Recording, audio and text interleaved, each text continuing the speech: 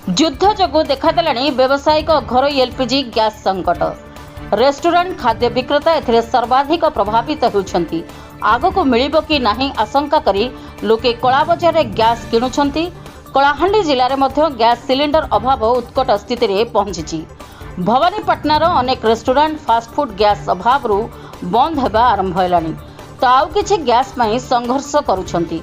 एने स्थानीय भागीरथी इनठारे बणिक संघ पक्षरु भवानीपाटनार विभिन्न होटेल, रेस्टोरेंट, कैफे, फास्टफुड तथा फुड स्टल मालिक मानक नहीं एक जरूरी बैठक अनुष्ठित होइतिला।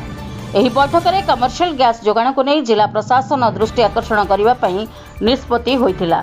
एने आज सकाळे कलाहांडी जिलापाल सचिन पावर को बणिक संघ पक्षरु एक प्रतिनिधि दल साक्षात करने सह दाबीपत्र प्रदान करिसेंती।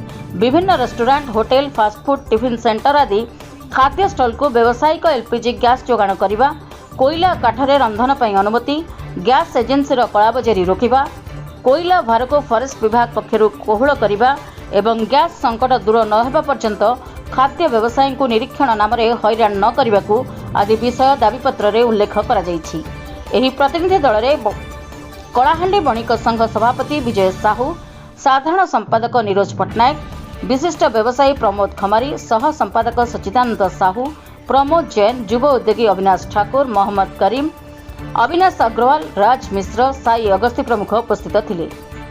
कलाहांडी रजनीकांत मिश्र रिपोर्ट, रिपब्लिक ओडिशा, साधारण लोकंक स्वर।